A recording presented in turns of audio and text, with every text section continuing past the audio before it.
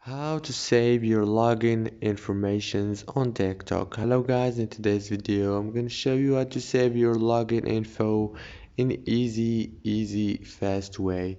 So first thing we do, we go to TikTok, and as you can see this is the home page. Now if you want to save your login info, just go here to the top corner and click on those three lines, and after that choose settings and privacy right here, and then you have to go to security and login. It's the third option here, click on it, and now click on save login info, and everything will be done. That's it for today's video guys. If this video was helpful for you, please don't forget to like and subscribe.